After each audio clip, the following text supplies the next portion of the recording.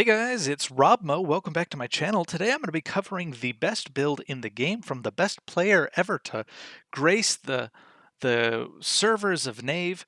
This is the Apex build, right? Apex was and is one of the best players to ever exist. So please don't please don't ban me, Rob Mo. This isn't actually Rob Mo, but if you haven't seen these videos before, this is a build guide for a Tamer.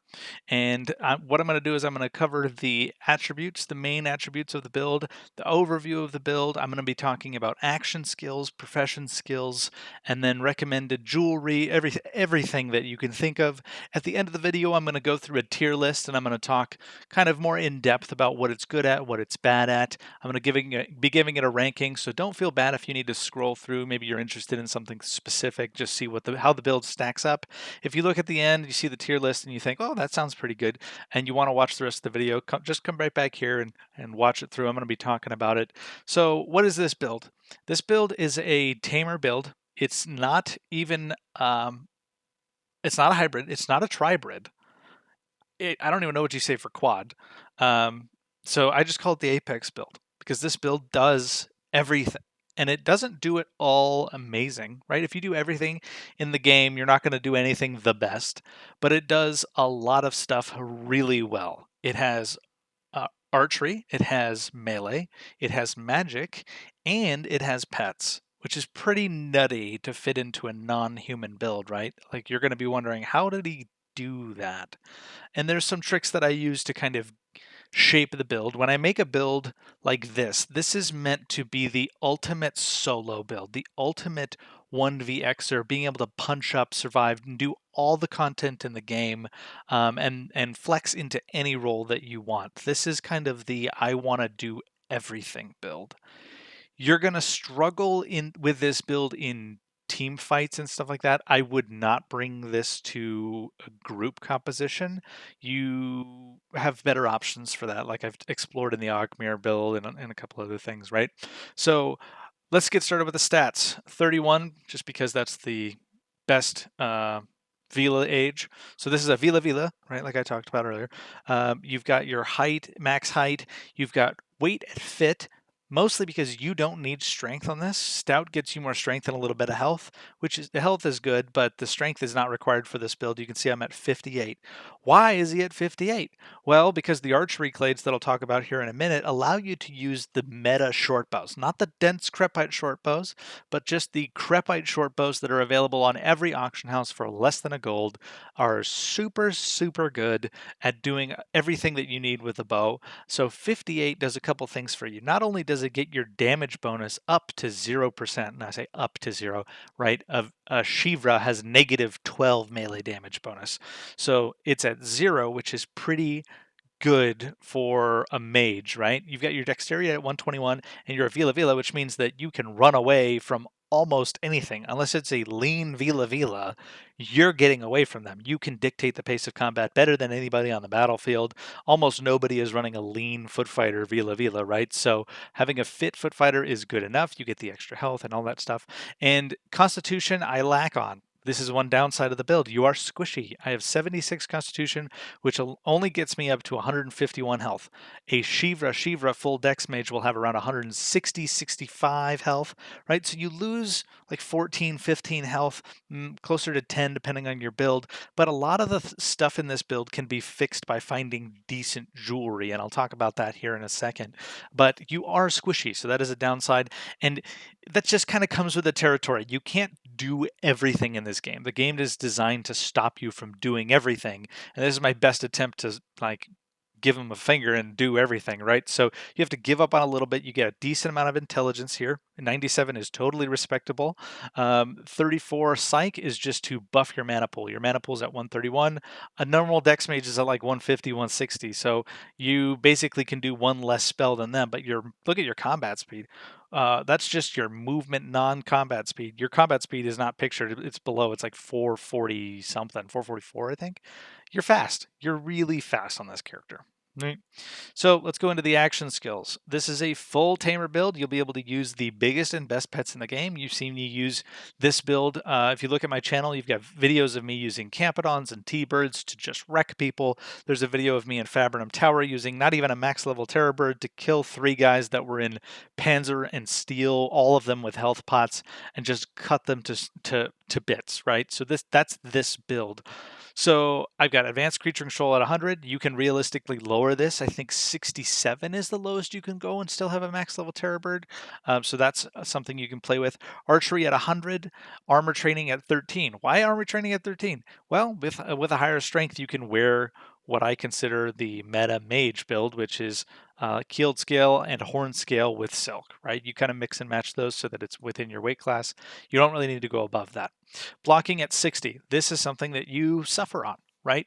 If you wanted to give up other things for blocking, let's say you can't stomach having 60 blocking, right? You can give up hurting, you can give up some advanced creature control like I already talked about, and then put that into blocking. This build is designed to run away and keep space. It's a mage build, so if you're blocking, something went wrong, but if I'm being realistic, you can't always keep your space, right? You're going to have to parry it sometimes. So having blocking is good because you can live through certain situations that you need. 60 gets most of the damage mitigated. Instead of getting hit for parries for like 6 to 9 damage from a sword, you're getting hit for parries for 2 to 3, right? It's so, like I said, you got to give up some things. Blocking is one of the ones that I choose to give up. Controlled riding, I put at 50. Creature control is at 100. Daggers is at 83. Ecumenical is at 62 for the Fulminate T-Lash, Reflect, and all of that stuff. You don't need to go above that. Above that is like Earthquake and Flame Strike. They both kind of suck. So you don't need it. Also, your intellect is not super high, so you're not doing these massive Flame Strike. You don't need that, right? Hurting at 91. Anything above 91 doesn't give you any additional benefit. So this is a really good bounty hunting build, right? If you want to have a high-level Terror Bird and a high-level horse and roam around and go kill people in towns, this is a perfect build for that. But if you need room in your build, let's say you do want to get into necromancy, right? And you want to start getting those utility spells, which are really good on this build, which I've tested and they're really good. Drop hurting. That was the first thing I dropped when necromancy came out. But if you're new, you're getting into the game, you don't really know how to get into necromancy yet, you don't like want to delve into that right out the bat, hurting is something that's great. You can pick up and just jump into. Mental offense required, mental training required. Archery, this is mounted archery at 47. I just don't have enough points to get it to 50. You could like pull points from something else. But like I said, when I'm designing a build, I'm often thinking what is good enough in most situations. And in most situations, mounted archery is at 50 is good enough. Your bow is hitting for 75% of what it would be hitting if you're on foot, right? If you don't understand how that is, if you have 0 points in mounted archery and you're on a horse, your bow hits for 50%. If you have 100 points in mounted archery, you hit for 100%. So that means at 50, your bow hits for 75% of what it normally would be hitting for, which in my mind and my experience is generally good enough. I've also played around with this and swapped mounted archery for mounted magery, and it's pretty good for keeping your pets alive in weird situations. I just feel like I get more value from using your bow to kill horses, right?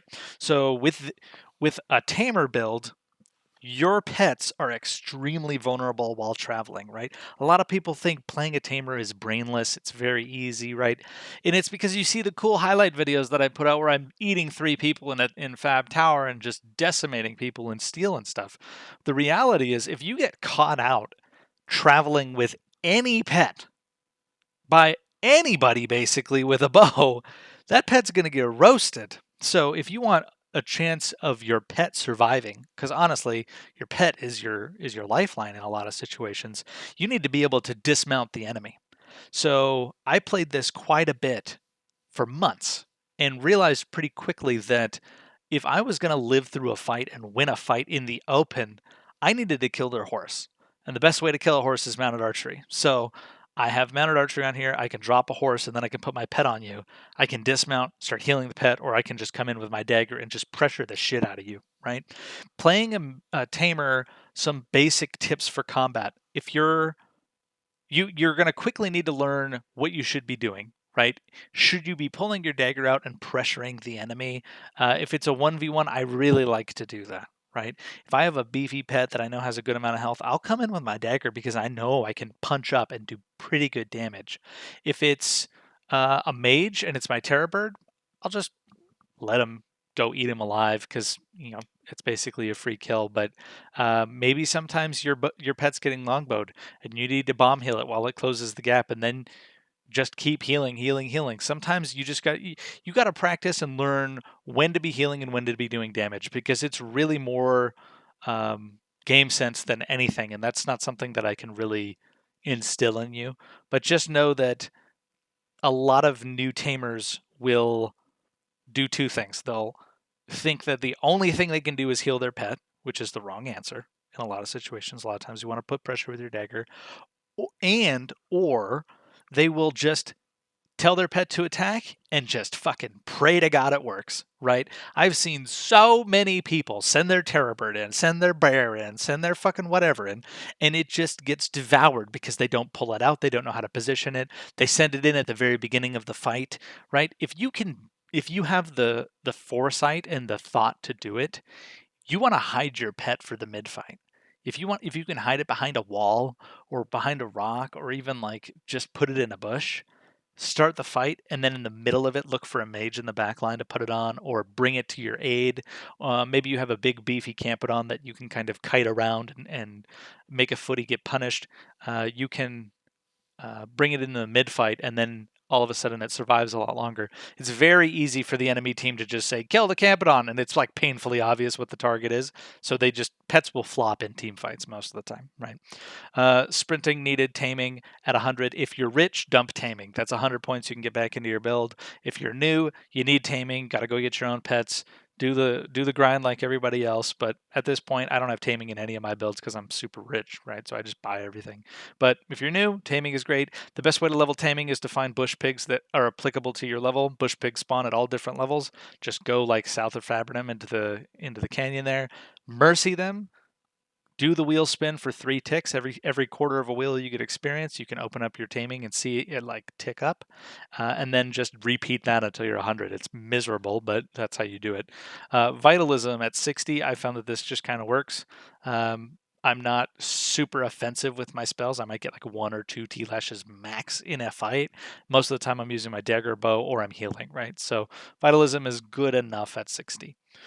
Professions, animal materials, just kind of needed. You're going to be killing so many animals for taming and butchering and all that stuff that you just want that. Animal armor crafting, same thing as my mage dex guide video. You need a custom crafted set. Because you need a custom crafted set, you need arthropod up. You need textile lore up, you need soft armor crafting. All of this stuff is to facilitate that.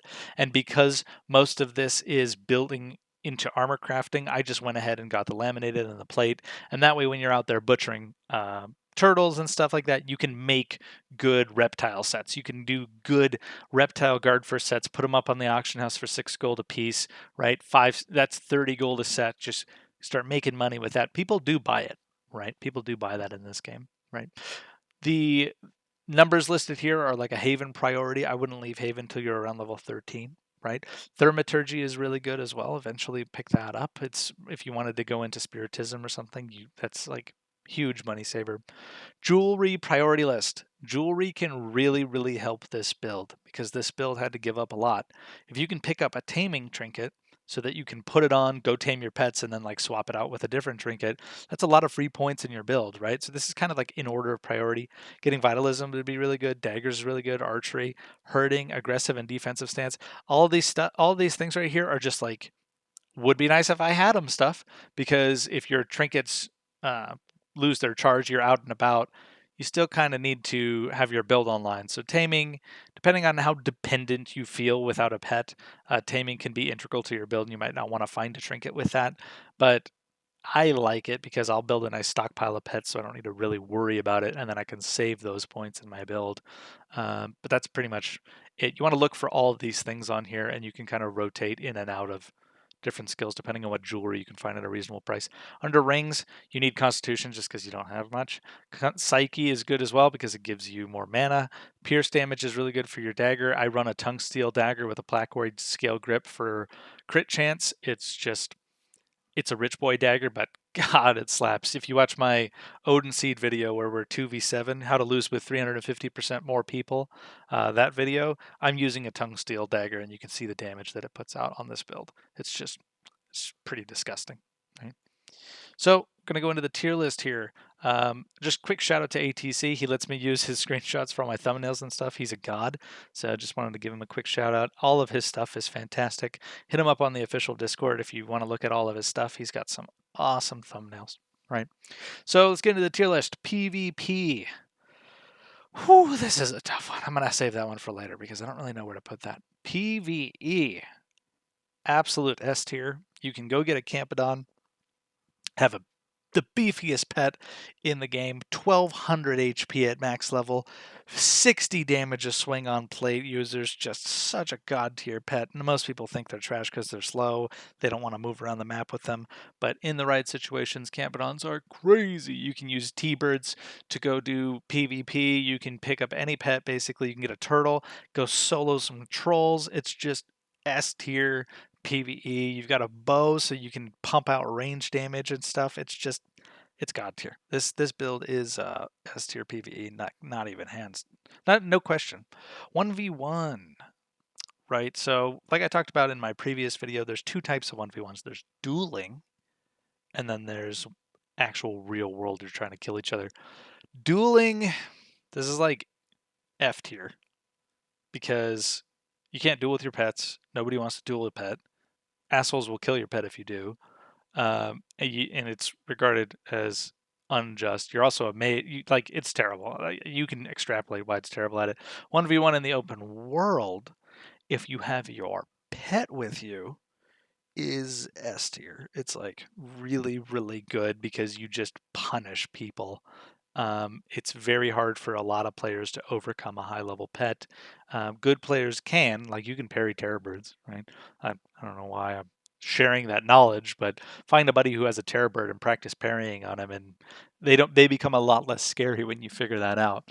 So, but just out in the world in a 1v1 scenario, if you have a pet online, really, really good. If you don't have a pet online, a lot of your build is offline. It's probably like a D tier stuff. So just because the two versions of the one-on-one are like really low, I'm just going to leave it in D tier. I don't feel like it's fair to put it that high up. 1vx though, I'm just going to assume for the rest of this tier list that I have a pet and my build is online. If I'm talking about not having a pet, I'll reference it, but this is S tier 1vx.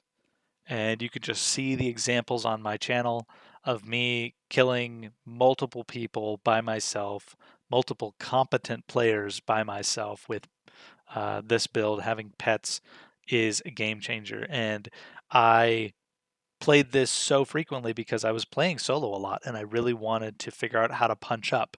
And as good as you can be in melee, it is really hard to get 1vx wins as a melee fighter just because of the way the game works. So being able to have a pet, which basically is like 1.5 in my mind, VX, just makes a world of difference, right? Solo, again, S tier, right? It's right up there with the Dex Footy. Dex Footy is a little bit more beginner friendly than this. The Tamer gameplay loop is pretty brutal. A lot of people will pick up Tamer, go through the grind, maybe not even make it through the taming grind, lose their first big pet that they were super attached to, and just throw it in the trash can and say, this is not the build for me. But if you don't mind the grind, you enjoy the gameplay loop of going to get pets, leveling them up, doing all that stuff, it's fantastic, amazing, amazing solo build, right? Team fights. Let's see. I'm going to put this in D tier. You can still do everything that a mage can do. You're just as fast. Your heals are 95% as good as a normal mage, right? You have a decent mana pool. You can actually jump in and do good melee damage, but your build is like half offline most of the time. Pets in team fights get zerged before anything else. People love killing pets, right? They love it. They know the time investment that goes into a pet. They know how valuable a pet can be. They know how powerful a pet can be. So oftentimes they're focused. So unless you have like 6 terror birds on your team, right, and they can't say kill that terror bird, right, and it's confusing. If you're the lone guy out there on the battlefield with a pet, which is pretty often the case, they'll just say kill the terror bird, and then 5 longbow arrows come ripping over the battlefield and just tear your bird up, and it's dead, and you ain't getting it back. So uh, then your build is like half offline. It's not very good, and yeah. So team fights, they're not. It's not an amazing build. If you're playing with your buddies a lot, if your buddy group is over the size of like I'd say 3 guys, I wouldn't be bringing this. If your buddy group is 3 guys or under, yeah, this is a really good build. If you had 3 guys running this build, which I've done before, whoo, it's disgusting, right? There was a group in Spider Cave that we went into. We had 3 terror birds. We went into Spider Cave and cleared out like 6 guys in under 30 seconds. Just disgusting speed, disgusting damage. So hard for the enemy to deal with. Offensive capabilities. I'll just put it in A tier. Pets are good. Defensive capabilities. I'll put it in E. I'll put it in F. Being able to run away is great, but you wear the shittiest armor in the game. You don't even have blocking skill. You have a low amount of health. This build sucks for defense, right? This is a I have good game sense and I won't let you get to me build, which is tough. I'll talk about that when I get to skill cap. Utility, amazing. Pets can do so many things. You can solo trolls. You have healing. You have all the utility spells that you need. You can go into necromancy with this build and get all the necromancy utility if you want it. You can pull out your dagger and just slap on people and finish securing kills. You have really good PvE potential. It's just the utility wise, you can do it all. It's super, super good. Uptime. When I talk about uptime, I talk about how often is this build online. And I'm going to give this an E. Right? You feel it when you don't have a pet. When you don't have a pet, you feel weak. When you have a pet, you feel like a god, right? But not having a pet makes you feel really bad.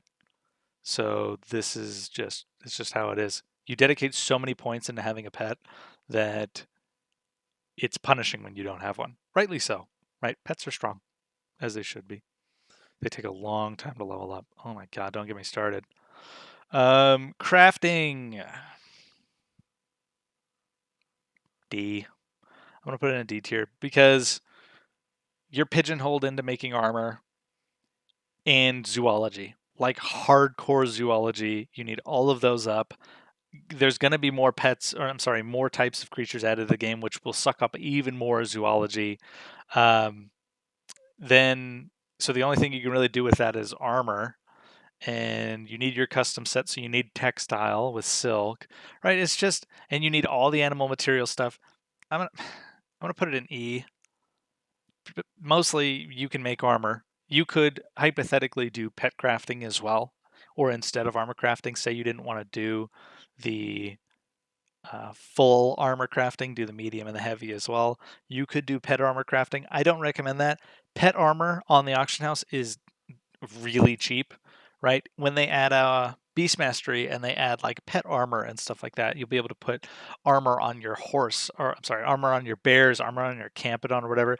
Then that'll be amazing, right? You'll have all the stuff ready to go. You just got to rotate into it, dump the medium and the heavy armor training, and then you can make pet armor. But that's not in the game yet. I play the game for the game the way that it is now, right? Not the way it will be in the future. Wealth. Just because your professions are kind of scrapped, I'll put it in C tier.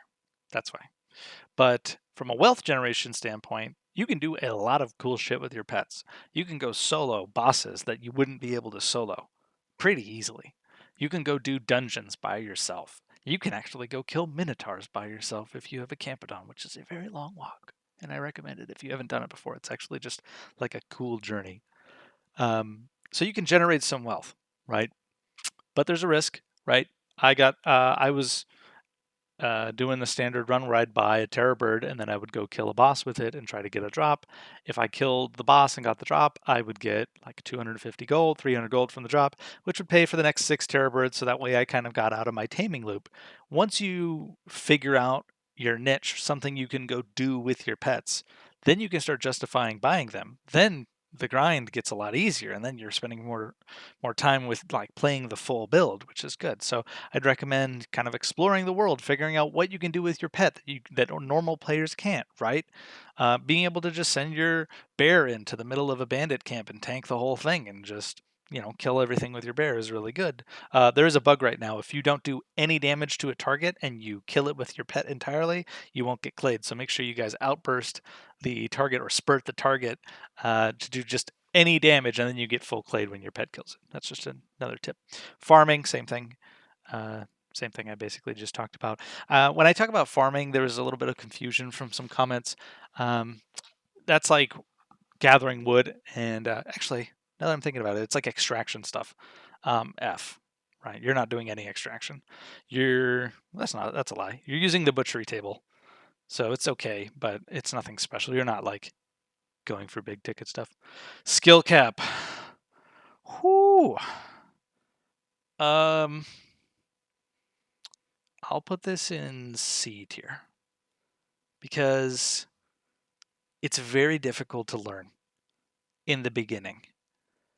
Learning pets can be very difficult and very punishing from a gameplay loop perspective. You can lose hours and hours and hours of work in seconds, right? On the flip side of that, you can kill players with a single button push, right? If you see a mage on foot and you have a terror bird, even if the terror bird is level 30, the mage is very likely dead, right? So it's good and bad. So I'll put it in C tier. I'm pretty confident there.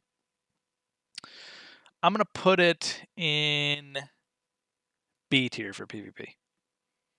Now that I'm thinking about it, just because it's not the easiest build to play. You have a lot of weaknesses that people can exploit once they figure out what you're playing, right? You get a guy in your face that hits you, realizes he can do 3 damage through a parry. He's just going to swing till the fucking cows come home on you, right? And you need to figure out how to make space, which you can do. But, if you're not putting yourself into good situations for your pet, right? Let's say you like to travel a lot and you're out in the open and constantly finding mounted archers with your pets, you're going to have a tough time, right? Pets really excel in dungeons, right? Places where people have to fight on foot, stuff like that. So if you can, bounty hunting is a really good spot for pets because you can catch people in town, right? So what I like to do is I like to have like a terror bird in each town, in each stable. I'll go around and I'll buy one in each town and have a nice little equerry, and then I don't have to travel with my pets, right? That's a pro bounty hunting tip. You don't have to travel with your pets if you have one in every equerry. So you can just, if you cycle bounties, get people in towns, you can make some good money. Catch them at the bank, pop them off. Overall, I'm a little biased because I played it for so long. It's not S tier. I know that. It's between B and A. I'm going to put it in B tier. It definitely has some weaknesses that I've highlighted and talked about, but it is so fun. Some people can't do the tamer stuff. I get it. Unfortunate reality is, as a mage, if you want a 1vx, you have to have a pet. You don't have enough mana to do offensive spells to go through multiple health bars of enemies. Even 2 is too many, right? So this is the only way. And people make fun of you, right? They'll say, fucking, your pet killed me, an NPC killed me, you pushed one button. But at the end of the day, if I can push one button to kill someone, I'm pushing the fucking button, man. Anyways, this has been Rob Mo. Just kidding, don't ban me. Thanks for watching. Have a good night.